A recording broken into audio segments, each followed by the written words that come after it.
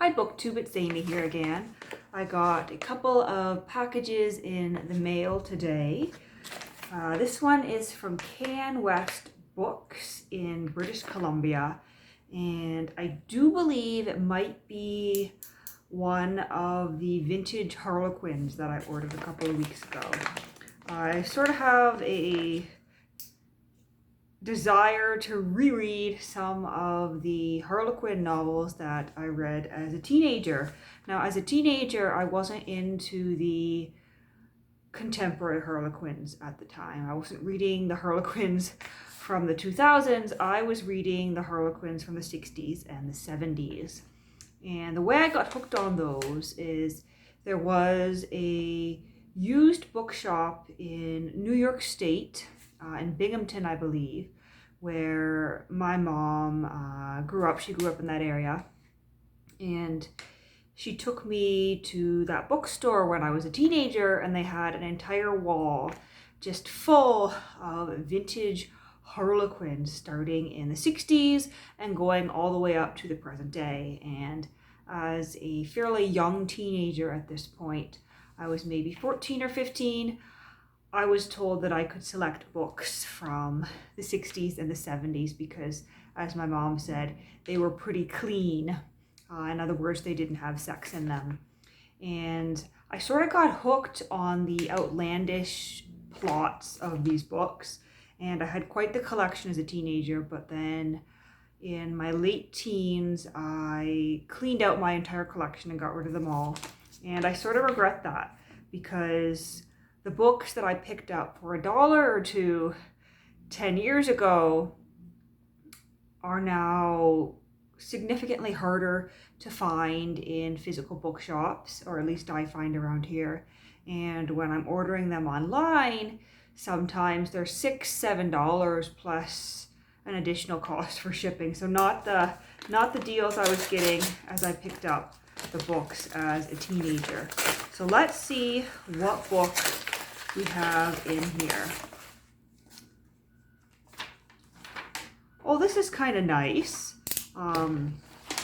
Here, I'll just hide my address.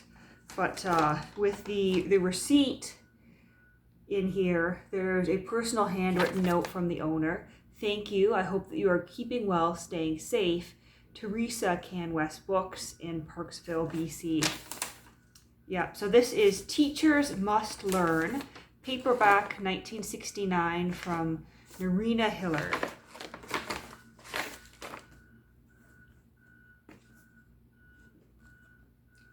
So there is the gorgeous cover. And that's one of the interesting things about all these Harlequins from the 60s and the 70s. They had these bright, colorful covers to them, often with, bright red lips and glossy hair. And I think that's one of the reasons I like having them on my shelf as well. So this one, I don't recall whether I actually read this as a teenager or not, but it piqued my interest sufficiently on a books that I chose to purchase it. So the back says, everyone on the tropical island of Lendrana thought that Laurel Shannon and Stephen Barrington should make a match of it. Everyone, that is, except Laurel and Stephen. And that is all the plot we get.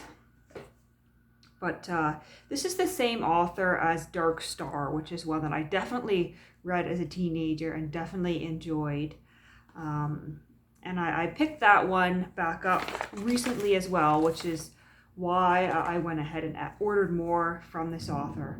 We've got a stamp in the front here from Bellen's Bookshop, also in Vancouver. I'm not sure when that would have been sold there. And this is kind of odd because the cover is clipped, but it's not torn. It's obviously very neatly cut off. And I'm not sure why, because there never would have been a price or anything on that corner, as I can tell by looking at other Harlequins from this era. Yeah, so there is a fun, light read for me. And it actually looks like it was originally published in 1968 And this is the Canadian reprint from May of '69. So that's what's in that package. Let's dive into the second package here. Now this one, I'm not sure what's in it because I don't recognize the shop title. It says the Products Hub and it's coming from Belgium, but it was packed in the UK. So I'm not sure, yeah, I'm not sure what's in this. It's not a seller that I have listed here. No, that's quite, my knife didn't even go through that. And there's no spot to tear. Okay, there we go. Oh, this is the long lost Flaubert's Parrot. I ordered this way back. Oh, I don't even know how long ago, but it was sometime in early March, and it just failed to materialize. But it's here now. The cover seems to be a little bit stained, but this is one that was recommended to me after I read A Simple Heart by Flaubert. And so this is a book about Geoffrey Braithwaite, a retired doctor haunted by an obsession with the great French literary genius Gustave Flaubert. As Geoffrey investigates the mystery of the stuffed parrot Flaubert borrowed from the Museum of Rouen to help research one of his short stories, we learn about the writer's work, family, lovers, thought processes, health, and obsessions. But we also gradually discover some important and shocking details about Geoffrey himself. So this is by Julian Barnes. And this is one that I had heard of, but my interest wasn't really piqued to read it until I read the Gustave Flaubert story where the parrot is mentioned, and I believe I filmed a short video about that story, and that is when someone suggested that I read this, and I went ahead and ordered it. And I'm just noticing at some point my camera slipped. I knocked over my tripod this morning during a Zoom call and snapped off the mounting piece that holds my phone, and so I've sort of duct taped it in place. Obviously I'm gonna have to replace that again. I need to stop knocking the tripod over. But yeah, as I said, this was recommended based on my interest in Flaubert, and we'll see whether it's any good. And I'll find out, I guess, how accurate it is in its portrayal of the biographical aspects of Flaubert. I've never read a complete biography of Flaubert, but I am familiar enough with certain aspects of his life, I guess, to notice how accurate Barnes gets. So a couple of books in the mail today, none of the really choice stuff, I guess. I am still waiting very eagerly for the Hugh Tomlinson biography that I ordered going on 3 or 4 weeks ago now, as well as another book where I had never heard of it or of the author, and it was fairly cheap, but it had his illustrations in it. So I'm looking forward to seeing that, as well as a couple of more books about books and book collecting. I've got a couple more Harlequins on the way, and I've got a couple of cheap paperbacks that I ordered of books that I read as a teenager that I would like to revisit.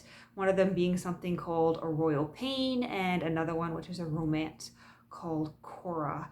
And off the top of my head, I'm not recalling the authors, but here I've got my list of the stuff I'm looking for. I am still eagerly awaiting The Way We Live Now by Anthony Trollope. That was due to arrive from the Book Depository by April 25th. And I contacted them and they told me just to hold on. I'm also waiting for The Haunted Boy by Carson McCullers, also due to arrive on April 25th. And I'm not pursuing this too hard at this point because there obviously are shipping delays. As I said, I'm waiting on the Hugh Thompson biography, his art, his letters, and his humor and his charm. That's coming from the UK. I'm waiting on A Kentucky Cardinal and Aftermath, which is that book with the Hugh Thompson illustrations.